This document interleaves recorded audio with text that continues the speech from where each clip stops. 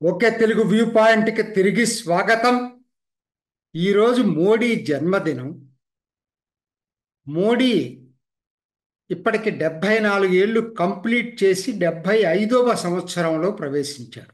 కాకపోతే 74 సంవత్సరాల మోడీ జీవితంలో దాదాపు 23 సంవత్సరాలు పరిపాలకుడుగా ఉన్నాడు. డైరెక్ట్గా ఆయన రికార్డ్ ఏంటంటే ఎక్కడా ఒక కౌన్సిలర్గా కూడా చేయకుండా డైరెక్ట్గా ముఖ్యమంత్రి పదవి చేపట్టాడు. గుజరాత్లో 13 సంవత్సరాలు అక్కడ పరిపాలన చేసి తర్వాత ప్రధానమంత్రిగా కేంద్రంలో డైరెక్ట్గా ప్రధానమంత్రిగా 10 సంవత్సరాలు చేసి ఇప్పుడు మూడో టర్మ్లో ఎంటర్ అయ్యారు. ఇది కూడా రికార్డే. భారత్లో అయితే మాత్రం ఎవరు ఈ ఈ పద్ధతిలో లేరు. 23 సంవత్సరాలు పరిపాలకుడుగా ఉన్నాడు. మనం ప్రస్తుతం 10 సంవత్సరాల మోడీ ప్రధానమంత్రి పాలనలో గుర్తుపెట్టుకోవాల్సిన ఆయన జన్మదిన సందర్భంగా అతిపెద్ద టాప్ 5 విజయాలంటే వేటిని మనం చూస్తాం. టాప్ 5 విజయాలు. ఎందుకంటే అసాధ్యం అనుకున్నాయి సుసాధ్యం చేసినటువంటి 5 ఘన విజయాలు మోడీకి ఏంటి? ఇది వింటే చాలా ఆశ్చర్యంగా ఉంది. నేను ఒకసారి ఆలోచించి చూస్తే నాకు 5 ఎలిమినేషన్ ప్రాసెస్లో టాప్ 5 కింద నేను లెక్కేసుకున్నాయి. నేను మీకు చెప్తా, పంచుకుంటా మీతో అభిప్రాయాలు. అందరు ఎవ్వరూ ఊహించనిది. ఎందుకంటే ఆర్టికల్ 370 అనేది భారతీయ జనసంఘు తర్వాత భారతీయ జనతా పార్టీ చెప్తూ వస్తున్నాయి. వాళ్ళ ప్రణాళికల్లో ఎప్పుడూ ఉంటుంది. కానీ ప్రజలు మాత్రం ఇది సాధ్యమవుతుందని ఎవరు అనుకోలేదు, ఎప్పుడు అనుకోలేదు. అటువంటిది ఎవ్వరు ఊహించని పద్ధతుల్లో ఆర్టికల్ 370 35A రెండు కూడా రద్దు చేసి అందరికీ అసలు ఒక రకమైన షాక్లోకి వెళ్ళారు. ఇది నిజమా? అసాధ్యం అనుకున్న దాన్ని సుసాధ్యం చేసిందంటూ నంబర్ 1 ఆర్టికల్ 370 రద్దు. రెండోది ఇంకొకటి 500 సంవత్సరాల నుంచి ఉన్నటువంటి వివాదం, 500 సంవత్సరాల నుంచి ఉన్న వివాదం అయోధ్య రామాలయ నిర్మాణం. ఎవ్వరు ఊహించలేదు ఇది జరుగుతుందని. ఎందుకంటే కోర్టుల మీద ఆధారపడ్డారు. అల్టిమేట్గా మనకైతే మనం కోర్టులను తప్పట్లేము, లేకపోతే కోర్టుల్ని దీంట్లోకి లాగలేము. కానీ మోడీ హయాంలో సాధించిన రెండో అతి ఘన విజయం ఏదైనా ఉందంటే అయోధ్య రామాలయ నిర్మాణం.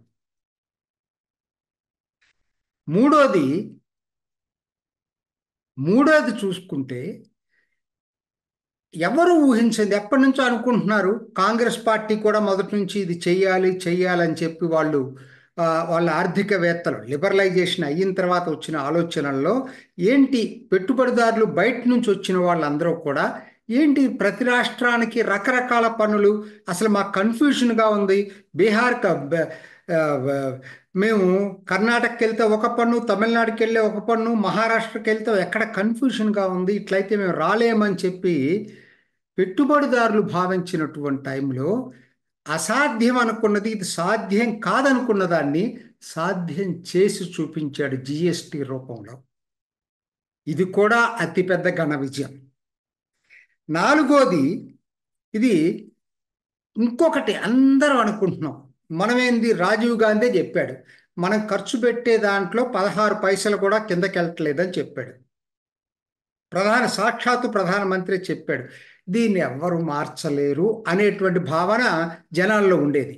అటువంటి దాన్ని లక్షలాది కోట్ల రూపాయల సంక్షేమ పథకాలు పైసా అవినీతి లేకుండా డీబీటీ స్కీమ్ ద్వారా, డైరెక్ట్ బెనిఫిట్ ట్రాన్స్ఫర్ స్కీమ్ ద్వారా లక్షలాది కోట్ల రూపాయలు ప్రజల ఖాతాల్లోకి ఎటువంటి అవినీతికి ఆస్కారం లేని పద్ధతుల్లో తరలింపు చేయటం. అంటే అవినీతి లేని సంక్షేమ పథకాల అమలు. ఇది కూడా మోడీ మార్కు ఘన విజయం. నాలుగోది. ఐదోది నా దృష్టిలో ఇంకొకటి ఏంటంటే, ఎప్పుడు ఏదో ఆ టైంలో పెట్టారు దాన్ని. ఏది మహిళలకి చట్టబద్ధత, మహిళలకు 33% రిజర్వేషన్, మూడింట ఒక వంతు రిజర్వేషన్ అనేది. ఇది మాటల్లో ఉంటుంది తప్పితే ఎవరు అమలు చేయలేరు. పైకి ఏంటంటే ప్రతి వాళ్ళు ఓకే ఓకే అంటారు, కానీ అమలు చేయటానికి చిత్తశుద్ధి ఎవరికి లేదనేటువంటి ఆ, అనుకునేవాళ్ళం. అటువంటి దాన్ని కూడా సుసాధ్యం చేసి చూపించినటువంటి వ్యక్తి మోడీ. ఈ జన్మదిన సందర్భంగా నా నాకు నేను చెప్పగలిగింది, నా కానుక ఏంటంటే మోడీకి ప్రజలందరికీ చెప్పగలిగింది, తెలుగు ప్రజలకి అట్లీస్ట్ చెప్పగలిగింది ఏంటంటే ఈ 5 పెద్ద ఘన విజయాలు ఎప్పుడు సాధించలేము అనుకున్నటువంటి 5 ఘన విజయాల్ని మోడీ సాధించి తన రికార్డు సృష్టించాడు. చరిత్రలో సువర్ణాక్షరాలతో లిఖించగలిగినటువంటి చరిత్రను సృష్టించగలిగాడు. ఇదండి నంబర్ 1. అన్నిటికన్నా ముఖ్యమైనది నా ఉద్దేశంలో ఆయన జన్మదిన సందర్భంగా మనం గుర్తు చేసుకోవాల్సినటువంటి 5 పెద్ద ఘన విజయాలు అవి. తర్వాత సంక్షేమ పథకాలు చాలా ఉన్నాయి. ఎందుకంటే ఒకటి కాదు, నేను సంక్షేమ పథకాలను గురించి చెప్తే జనం మెచ్చే మెచ్చే సంక్షేమ పథకాలు మోడీ తీసుకొచ్చాడు కాబట్టే పదే పదే మోడీని ఎన్నుకుంటున్నారు. అయితే వాటిల్లో నేను ఒక టాప్ 10ని సెలెక్ట్ చేసుకున్నా. ఇందాక టాప్ 5 ఎట్లా సెలెక్ట్ చేసుకున్నానో టాప్ 10ని సెలెక్ట్ చేసుకున్నా. అంటే ఈ ఏదో కాంప్రిహెన్సివ్ అనుకోవద్దు, దీని ఇంకా చాలా ఉన్నాయి, ఎవరికి వాళ్ళు యాడ్ చేసుకోవచ్చు. నాకు అనిపించినటువంటి 10 నేను మీ ముందు ఉంచడానికి ప్రయత్నం చేస్తా. అన్నిటికన్నా ముఖ్యమైనది స్వచ్ఛ భారత్ నా దృష్టిలో. అసలు మహిళల ఆత్మగౌరవాన్ని నిలబెట్టినటువంటి స్వచ్ఛ భారత్ పథకం, స్వచ్ఛ భారత్ మిషన్ నా దృష్టిలో అన్నిటికన్నా అతి పెద్ద సంక్షేమ పథకం.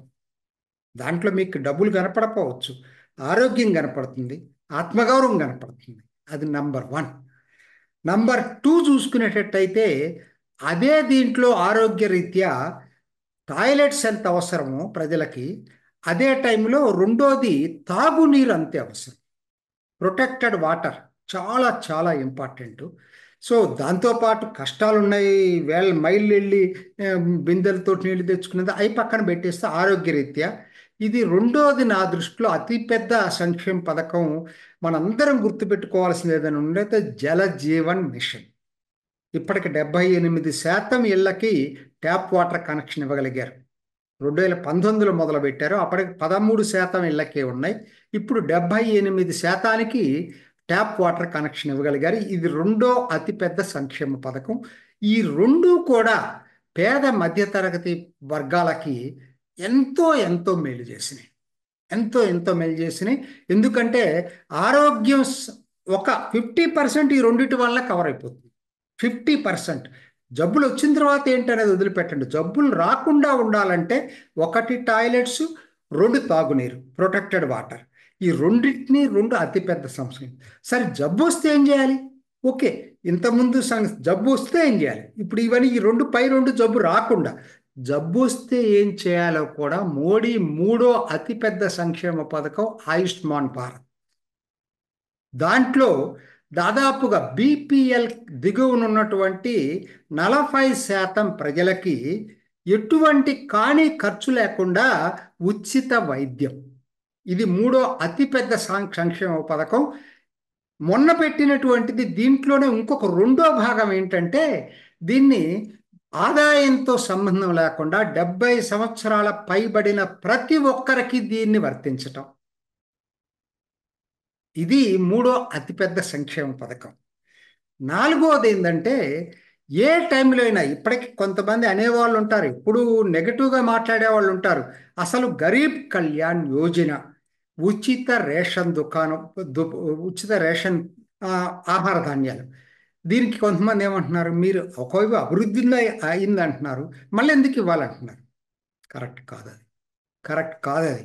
పని ఉన్నా లేకపోయినా పేదలకి వాళ్ళకి ముందు ఒక సెల్ఫ్ గ్యారంటీ, మైండ్ ముందుకు సెల్ఫ్ గ్యారంటీ, నాకు పని ఉన్నా లేకపోయినా నాకు తిండి దొరుకుతుంది అనే భరోసా ఇచ్చినటువంటి వ్యక్తి మోడీ. ఎందుకంటే ఉచిత రేషన్ తీసుకొచ్చి పెట్టాడు. 80 కోట్ల మంది ప్రజలకు ఉచిత రేషన్ అంతా ఉంది ఇవాళ, దాదాపు 5 సంవత్సరాల పైనుంచి. ఇది నాలుగో అతి పెద్ద సంక్షేమ పథకం. ఐదేది ఉజ్వల యోజన. మహిళలకి ప్రత్యేకంగా. ఇది వాళ్ళ ఆరోగ్యం, ఇందాక చెప్పాం కదా, ఆరోగ్యంలో ఇంకొక భాగమైనటువంటిది ఉజ్వల యోజన. దాదాపు 11 కోట్ల కొత్త గ్యాస్ కనెక్షన్లు ఉజ్వల యోజన కింద ఇచ్చారు. వాళ్ళకి సబ్సిడీ కూడా ఇస్తున్నారు. నా దృష్టిలో ఈ వంట చెరకు తీసుకొచ్చి, లేకపోతే పిడకలు చేసి తీసుకొచ్చి వండే విధానాన్ని మార్చి ఆహార జీవన విధానంలో మహిళలకు ఎంతో మేలు జరిగినటువంటి సంక్షేమ పథకం ఉజ్వల యోజన. అది తర్వాత ఆరోది ఎన్ని బాగానే ఉన్నాయి. ఆరోగ్యం సంగతి చెప్పారు, జబ్బుల సంగతి చెప్పారు, అంత బాగానే ఉంది. అసలు ఉండటానికి ఇల్లేది. ఇంకొకటి తీసుకుంది ఎవరు మరి ఇంత, ఇప్పుడు అందరూ చేయొచ్చు. 70 సంవత్సరాలు ఎవరు చేయలేని పని ఈయన చేసుకొస్తున్నాడు. పిఎం ఆవాస్ యోజన కింద ఇప్పటికి 4 కోట్ల ఇల్లు కట్టించాడు కేంద్రం. 4 కోట్ల ఇల్లు కట్టించాడు. కొత్తగా ఇంకో 3 కోట్లకి పథకం వేశారు. అంటే 7 కోట్ల ఇళ్ళకి పథకం వేశారు. ఇది అతిపెద్ద సంక్షేమ పథకం పేదలకి నా దృష్టిలో. ఆ తర్వాత రైతాంగాలు చాలా ఉన్నాయి రైతులకు చేసినట్లు. కానీ గుర్తుపెట్టుకోవటానికి మోడీ మార్కు సంక్షేమ పథకం అంటే కిసాన్ సమ్మాన్ నిధి. వాళ్ళు వీళ్ళని భేదం లేకుండా దేశవ్యాప్తంగా కూడా కోట్లాది మంది రైతులకి కిసాన్ సమ్మాన్ నిధి ప్రతి సంవత్సరం 3 దఫాలుగా అందుతుంది. ఆ తర్వాత 8వది, అసలు ఈ ఇందాక నేను చెప్పిన ఘన విజయం ఏదైతే అవినీతి లేని డీబీటీ చేయటానికి అసలు బ్యాంకింగ్ సౌకర్యాన్ని ప్రజల దగ్గరకు తీసుకెళ్లిన జనధన్ యోజన. 50 కోట్ల కొత్త ఖాతాలు తెరిచినటువంటి ఘనత మోడీది. 50 కోట్లు, 55 అనుకుంటే ఇప్పుడు పెరిగింది అది. ఏది జనధన్ యోజన. దానివల్ల ఎన్నో కోవిడ్లో అసలు మహిళలకి కొంత అమౌంట్ కూడా దాంట్లో వేయటం జరిగింది. డీబీటీకి అసలు అదే ప్రధాన కారణం. సో ఇది 8వది. 9 పోషణ్ శక్తి నిర్మాణ అభియాన్. ఇది కూడా చాలా చాలా ఇంపార్టెంట్. ఎందుకనంటే ఈ అంగన్వాడీ కేంద్రాల్లో, స్కూళ్ళలో మధ్యాహ్న భోజన పథకం, ఉచిత మధ్యాహ్న భోజన పథకం, అట్లానే గర్భిణీ స్త్రీలకు, డెలివరీ అయిపోయిన స్త్రీలకు పోషక పదార్థాలను సప్లై చేయటం. ఇది ఎందుకంటే మన భారత్లో స్టంటెడ్ గ్రోత్, చాలా ఇటువంటి ప్రాబ్లమ్స్ చాలా ఉన్నాయి. అవన్నీ పోవాలంటే ఈ పోషక్ శక్తి నిర్మాణ అభియాన్ అనేటువంటి పథకాన్ని తీసుకురావటం 9వది. 10వది ఇంకొక ఇంపార్టెంట్ ఆస్పెక్టు, డబ్బులు ఏదైనా ఓకే, అక్కడ హాస్పిటల్లో లేనప్పుడు పరిస్థితి ఏంటని చూసుకున్నప్పుడు మందులు కొనుక్కోవాలి కదా అనే దానికి జన ఔషధి కేంద్రం, జనరిక్ మెడిసిన్. అంటే మీకు షాపులో దొరికేదానికి జన ఔషధి కేంద్రాల్లో దొరికేదానికి చాలా చాలా తేడా ఉంటుంది రేట్లో. ఇది కొన్ని రాష్ట్రాల్లో అత్యంత ప్రజాదరణ పొందింది. తెలుగు రాష్ట్రాలు అంతగా వాడుకుంటున్నాయి లేదో నాకు కొంచెం డౌట్గా ఉంది. కొన్ని రాష్ట్రాల్లో, ఇప్పుడు కాశ్మీర్, మొన్న వాళ్ళు చెప్తున్నారు ఎన్నికల్లో మాట్లాడితే, వాళ్ళు అన్నిటికీ దీని గురించి చెప్తున్నారు. జన ఔషధి కేంద్రాలకి మాకు బాగా జరిగిందండి అంటున్నారు. సో నా దృష్టిలో ఇవండి టాప్ 10 ఈ ఏదైతే అతిపెద్ద సంక్షేమ పథకాలంటే ఈ 10. తర్వాత ఆర్థిక అంశాలు ఇంకా మిగతా టకటక చెప్తాను. అన్ని నేను చెప్పటం సాధ్యం కాదు కాబట్టి నా టాపిక్ పై 2. ఆర్థిక రంగంలో ఒకే ఒక్క మాట చెప్తాను. 11వ స్థానం నుంచి 5వ స్థానానికి ఆర్థిక శక్తివంతమైన దేశంగా ఎదగటం, లార్జెస్ట్ ఎకానమీ, అతిపెద్ద ఆర్థిక దేశంగా ఎదగటం 5వ దానికి. ఇది మోడీ సాధించినటువంటి ఘనత. మౌలిక సౌకర్యాల కల్పనలో భారత్ ఎంత బ్యాడ్ ఇమేజ్ ఉండేదంటే, ఇవాళ అది హైవేలు కానీ, రైల్వేలు కానీ, పోర్ట్లు కానీ, ఎయిర్పోర్ట్లు కానీ, వీటన్నిటిలో కూడా మౌలిక సౌకర్యాల కల్పనలో పెద్దపీట వేసి తన మార్కు నిలుపుకోగలిగాడు మోడీ. అట్లానే అత్యంత క్లిష్ట సమస్య ఏదయ్యా మోడీ హయాంలో వచ్చిందని అనుకుంటే కోవిడ్ని మేనేజ్ చేయటం. ఎందుకంటే ఎవరు ఊహించలేదు కదా, ఇలా వస్తుందని తెలిస్తే మనం ముందు ప్రణాళిక వేసుకుంటాం. అప్పటికప్పుడు కోవిడ్ మహమ్మారిని ఎదుర్కొని ఇంత పెద్ద 140 కోట్ల జనాభా ఉన్న దేశంలో దాన్ని మేనేజ్ చేసుకొని రావటం అనేది అతిపెద్ద క్లిష్ట సమస్యను మోడీ పరిష్కరించగలగటం. సరే, ఇంకా పార్టీ పరంగా చూసుకుంటే దేశవ్యాప్తంగా పార్టీని విస్తరించాడు. ఏది ఏమైనా మోడీ జన్మదిన సందర్భంగా నాకు అనిపించినటువంటి కొన్ని విజయాలు, ఆయన మార్పు సంక్షేమ పథకాలు మీ ముందుకు తీసుకురావడానికి ప్రయత్నం చేశాను. ఇది ఈనాటి ఓకే తెలుగు వ్యూ పాయింట్. మరొక ఎపిసోడ్లో మళ్ళీ కలుసుకుందాం. నమస్తే. మీ అభిప్రాయాన్ని కూడా కామెంట్ బాక్స్లో తెలియజేస్తూ ఇలాంటి ఇంట్రెస్టింగ్ అప్డేట్స్ కోసం మా ఛానల్ని సబ్స్క్రైబ్ చేసుకోండి.